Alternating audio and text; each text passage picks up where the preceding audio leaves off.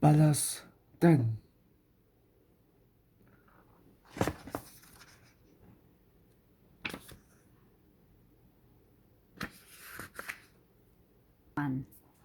Chapter 1. A secret. We always came down the lane on our horses. We galloped faster and faster, and the mud flew over all around us. Paul the sheepdog jumped along behind. We had to rein the horses in really hard when we got to the farm gate and gate in case they tried to help or to try to leap over and send us flying. Then we tied them to the fence. Bella's horse was called Lightning and mine was called Splash. We left them at the fence because they'd never make it past the next but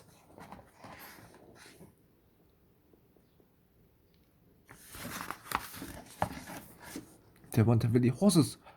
You see, they were backs. Bella and I had been playing horses for weeks when she told me about her dad. She had never told anyone else about it, and she had to get to know me pretty well before she told me. I had millions of friends where I lived before. I had millions of friends where I lived before. All in my street, and all the way down to school. But in my new house, but in my new house, there was only one person to get to play with for miles, and there was Bella. There was Polly too, but she didn't count because she was a dog and she couldn't come out with us until lemming time.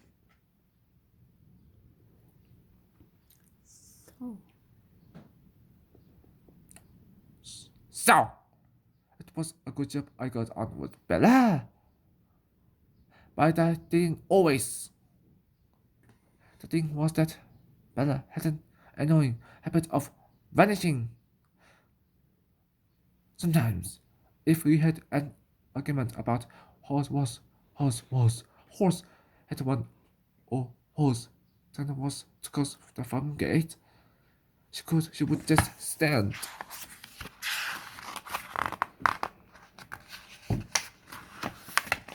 there, her face closed up as if she was thinking, I don't have to play with you.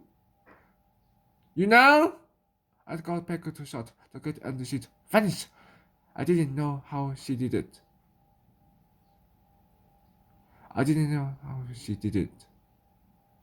Polly vanished too. Bella had a secret, and she was pretty good at keeping it.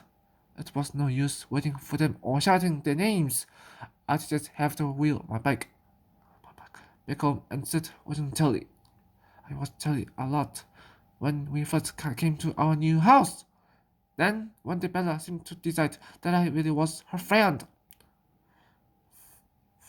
It was her turn to shut the front gate, and I said, Bella, I wish you'd tell me where you go when you vanish.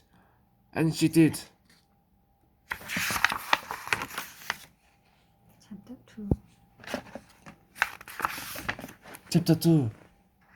Nobody but me. This is what you do. You stand by the fence just where there's a multi patch. That's where the barbed wire has been stretched. You both ways. You look both ways, up and down the lane. Then you duck under the wire and slow down a really steep slope. It's no good if you cling onto plants or branches because they come over in your hands. But if you look down, you can just make out Bella's path. It's a thin zigzag line, like the tracks that sheep and the rabbits make. You have to roll down the last bit. There's no other way, and then you have to jump up. Sharp because you've come to the river. It isn't very wide, just there. So, it's easy to leap across it. You'd better have wellies in case you don't make it.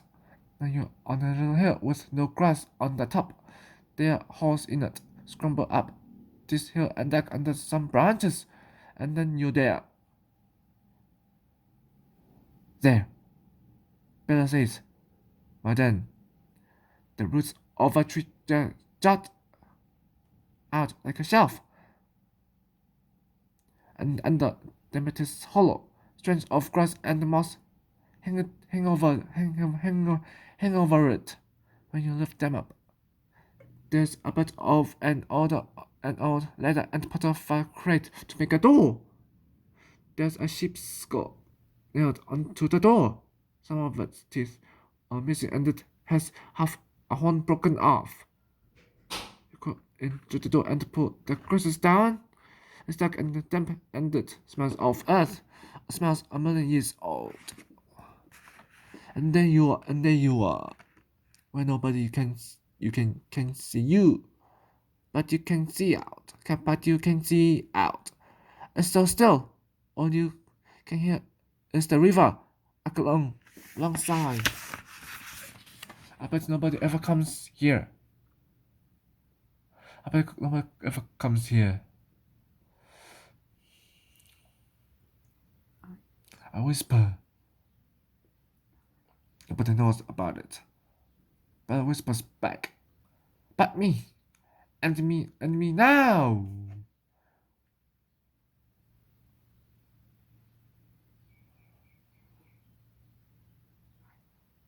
But that's not all. Chapter 3.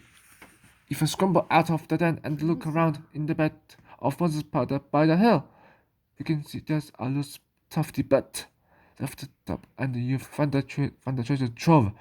They are beds of old cups and plates with lovely patterns. Some of them have gold on too, and there's a Father Christmas bed with a bent pin. That's still not all. That's still not all. They pose around here, that nobody would find even if they came looking for them. There's merch, poo, and a bug of eternal stench. Rowan. And the stink while wheat bog. That's where we empty out our cups of nettle tea. Over there in the leaf by this rather hedgehogs sleep. They'll be there till spring, and there's mini beast house where we put all the insects and bugs that need looking after. And this still not all. Below the hill which with no grass, there's a patch of earth that's a dark soil. At one time nothing grew there at all. But do you see those trees? You might think they are just twigs, but they are growing. They really are. They're 2 times as big as they were when we put them in last year. Belle tells me. We? Tom and Jessica. When Belle talks about Tom and Jessica, I feel really upset. This is our den. It belongs to me and Bella. I've never even heard of Tom and Jessica. You said you hadn't told anyone else about it. I say. I feel like pulling up those twigs. I found it at the same time as they did. We were together. That's it. How could I? How could I have told about it? We planted the trees that they left ages before you came. 1 tree each. Don't they come anymore? I say. I am starting to feel a bit better. Of course they don't.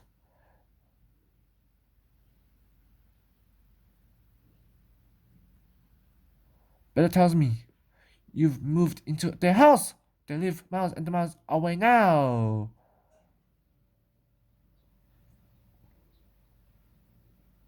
Nobody comes here. I told you. Nobody but me. I come back every now and again to tidy up.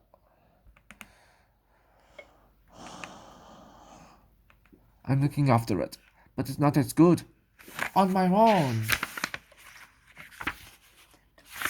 Chapter 4. Moons on the Grass. It was a long time before I went back to the den. But it didn't ask me, and I didn't think I should go there without her. I told myself it was a silly sort of then. Anyway, I I missed my I missed my friends in my old house. We didn't need dance, but then one day Bella showed me its real secret. It's deep down dance dark secret. After that, I knew for sure that it was the most special place in the world, and that it was just as much mine as Bella's. It was a kind of there at first. Bella was staying at my house for the night because her mom and dad were going to be out late. My mom let us sleep out in the garden in Bella's tent. There is a little campsite out in the field at the back of the cottages, but it belongs to the farm. I like to watch the campers sometimes, and that the tents glow like colored moons on the grass. Belle and I didn't have a torch or a lamp in our tent. You don't need one when the moon is as full as it was that night. We couldn't sleep because the tiny owls were having a chat, one in each tree in the garden. They sounded like people with really bad colds sitting their heads off. Heads off. Heads off. Heads off. Heads off. First one would sneeze and make you jump out of your skin. And then you'd be just about to drift off to sleep. To drift off to sleep. One would answer. The Tony has kept this up forever, and I wanted to climb up the trees and shoot them away. Bella screamed out of her sleeping bag and started to pull on her wellies. Where are you going? I asked. But then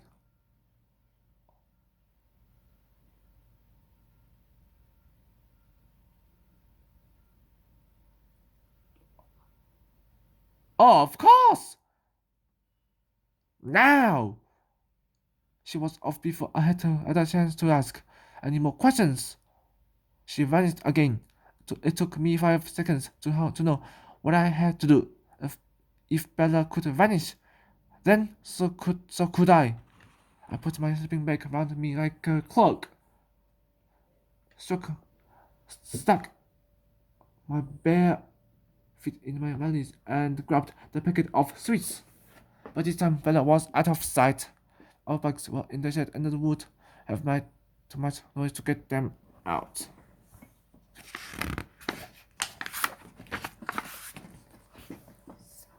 So I felt across the farmyard after Bella till I got my feet into my valise. Then I ran over the bridge, and up the lane, and looked in the moonlight for the muddy patch. My sleeping bag ripped a bit on the barbed wire, and I knew I had to come back the next day, to look for any torn birds on the fence. It was important that we never left any clues that would show someone else the way. Then I slipped and I slid all the way down the bank. I didn't yell out. I slipped back while I fell off when I was crossing the river, and I stung myself on some nettles. But it was all worth it. Worth it. Every little bit of agony was worth it because of what happened next. Chapter 5. The middle of the world. We must have been in the den for almost an hour. There wasn't room for us both to lie down.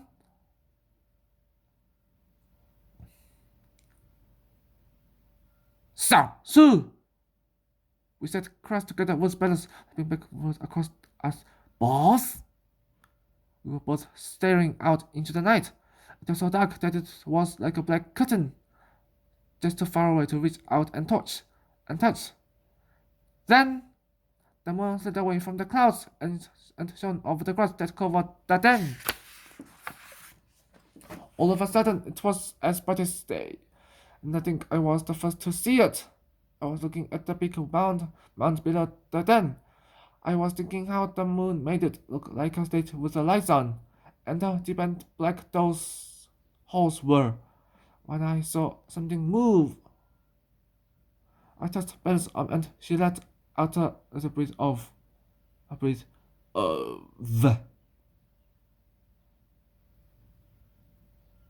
Yes!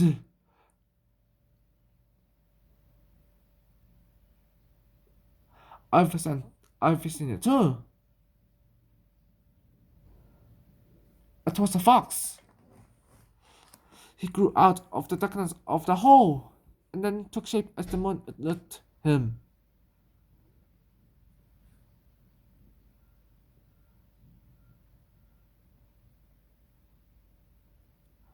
He stood as if he had been turned to stone, and he was looking right at our den, right past the grassy strands, right at me.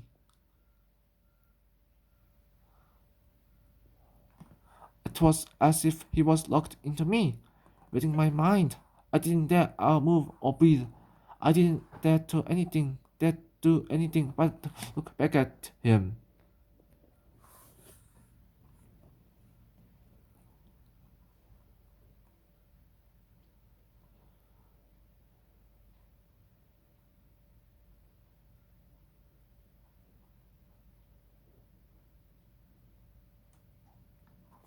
To my eyes, blood, blood.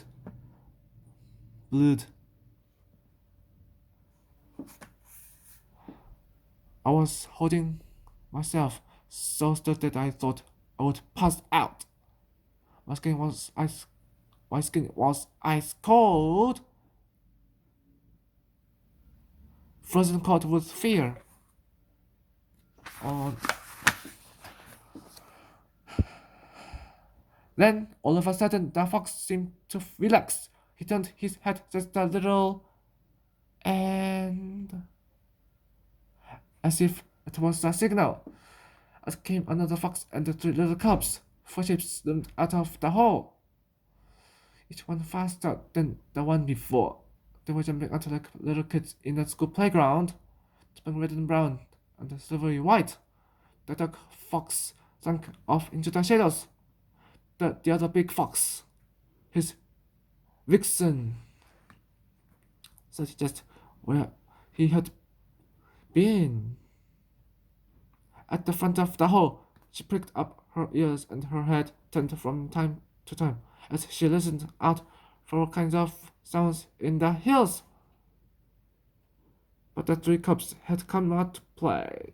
They biffed each other and fell over and rolled about. They jumped on each other, jumped on the vixen, hid from each other, and played roly-poly right down to the river. I could hear them breathing and scuffling with their paws. I could hear the little pops of sound they made when they biffed each other. It felt as if this little patch of ground where the foxes were playing with was the middle of the world. It felt as if nothing else that was happening anywhere was as important as this.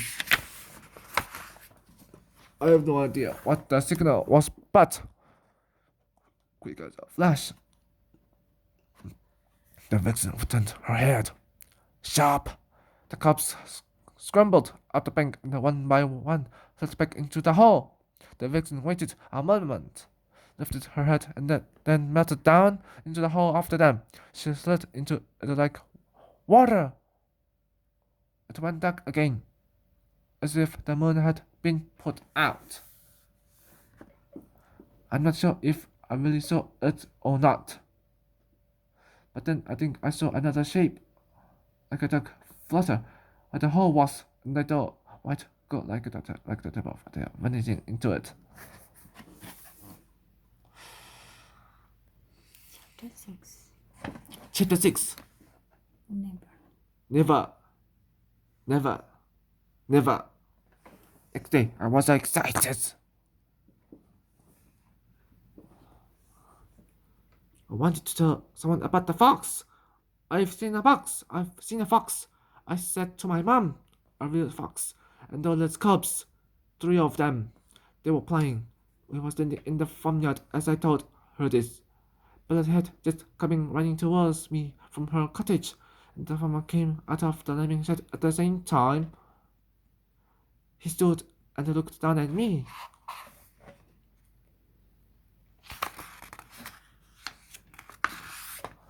Where did you see the fox? Where did you see this fox? He asked me. I waved my arm over to where Bella stand was, and then I saw the look on Bella's face. I couldn't believe what I'd done. What exactly? The farmer asked. I shook my head.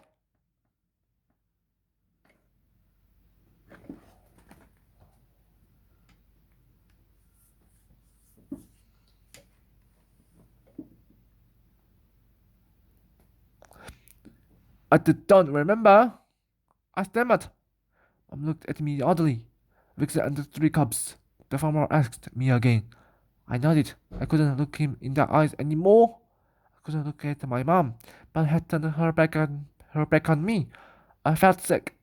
You know what foxes do, don't you? The farmer said. They bite the heads off the baby lambs. And I started to run back to her cottage. I ran after her. She shut her gate so I couldn't follow her in. You're not to go to my den again, she said. Her voice was like ice. Never, never, never. I went back to my house and up to my room. All the joy of last night had vanished. I wish I could unsay what I said. I wish I could say it wasn't true. I didn't really see a fox. Oh, it wasn't over there.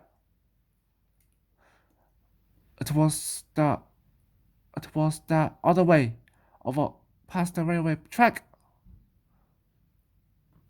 But it was too late. But it was too late.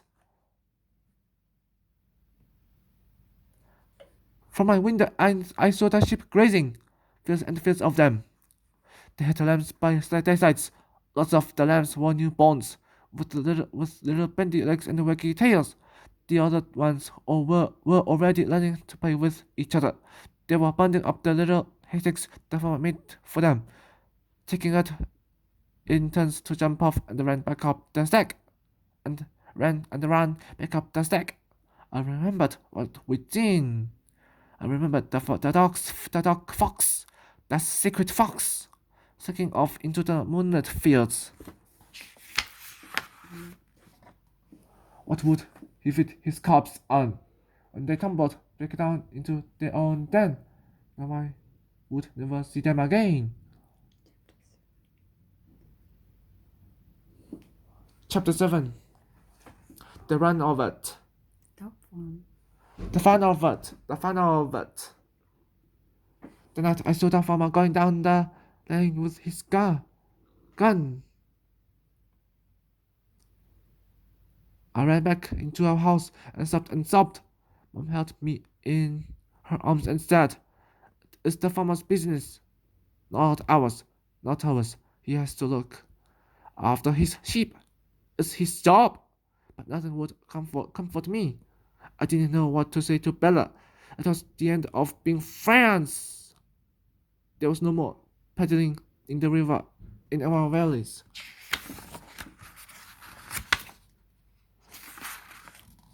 No more riding down the lane on Splash and the Lightning. I knew I would never dare go to her den again. We got on the school bus every day and sat at different ends of it. There's the two of us. There's the two of us! I wish I didn't live here. I wish I didn't live here. I said to Mom, I hate it. I wish we could move. What is it? Mom asked, worried. What is it you don't like about living here? I couldn't tell her. It was everything. It was everything. I lost Bella. I lost Dan. And I liked, and I liked, and I'd lost the fox. And I was brave enough to ask the farmer about it. His name was Robert, and he was always making jokes and laughing with us. I had to know if he really would shoot the foxes, even if Mom said it was none of my business. I went up to Robert as he cleaned out the sheep pens one day. I made a fuss of Meg, the dog, and then I said, Robert, do you really shoot foxes?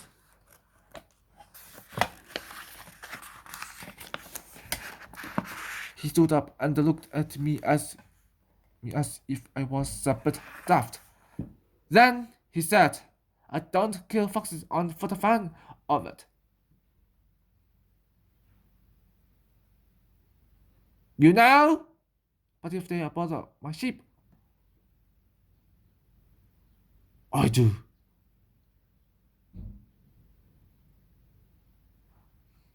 Yes! I didn't know what that meant. I didn't know if Robert's answer made me feel better or not. Chapter 8 Skylark. It's funny, but in the end, it wasn't us who moved.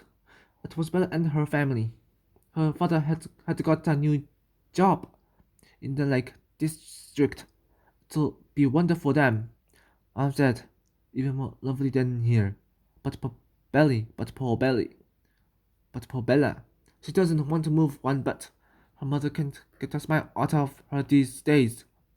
The next day I saw Bella on the school bus, and I wish I could say something to her. But she just sat with her head down and wouldn't look back at me. On the day that Bella's family were moving house, Mom went down to give Bella's mom and dad a hand. Come and say goodbye to her, she said to me. You used to be such good friends. But there was no one in when we knocked at the door. Bella's mother and Polly came running down the lane towards us. I can't find Bella. Bella's mom gasped. I've looked everywhere. I'll help, Mom said. Have you tried all the buns? They ran off together, with Polly jumping along after them. But I didn't follow them. I knew exactly where Bella was. I ran down the lane, past the gate, and up to the fence by the muddy patch. I looked both ways, up and down the lane. Then I ducked under the wire and slid down the slope, as close to the thin zigzag track as I could. I rode down the last bit, and I jumped up sharp when it came to the river. I jumped across it. Now it was on the little hill with no grass and the hose at the bottom.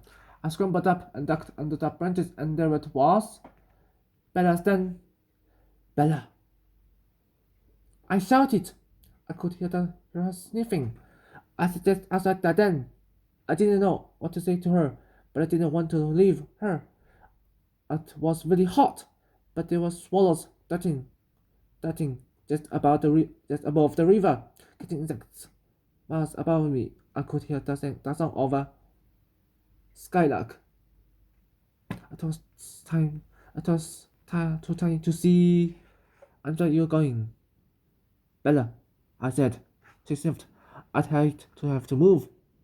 I said. Another sniff. And I'm sorry about the foxes.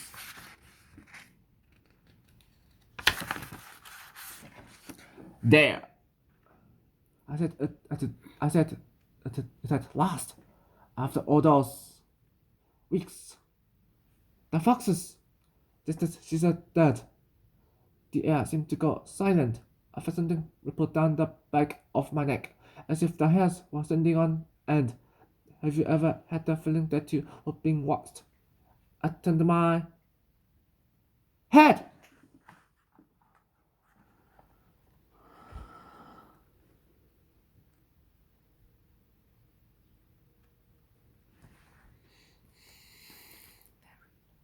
Very slowly, and there it was looking at me, looking right into me, right into my head.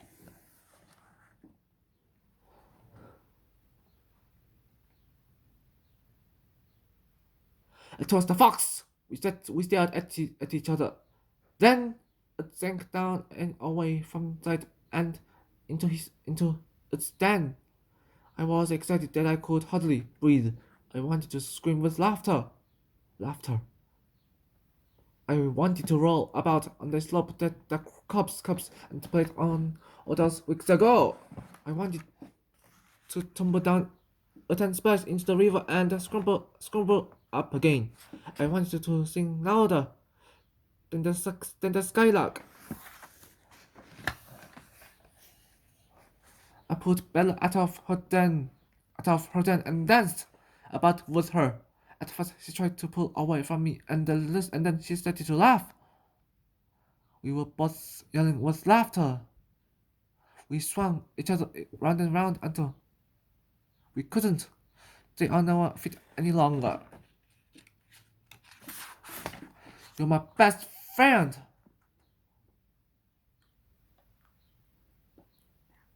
Bella. I shouted. You're mine. She shouted back. I want to forget you. I yelled. Never, never, never. She hollowed back. Chapter 9. A secret shared. I often go to the den now.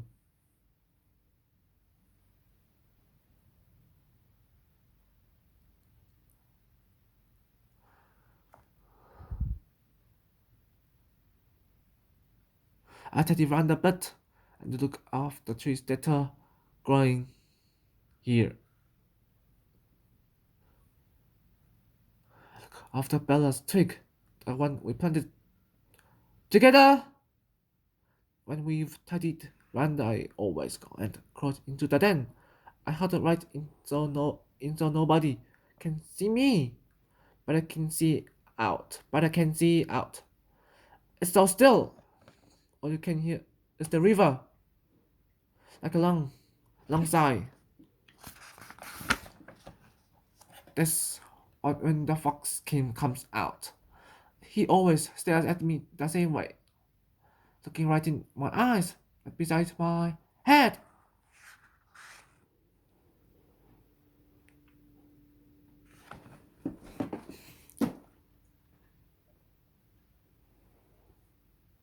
We share each other's secret. It's so quiet. It's so quiet here. You see, there's nothing to scare him away.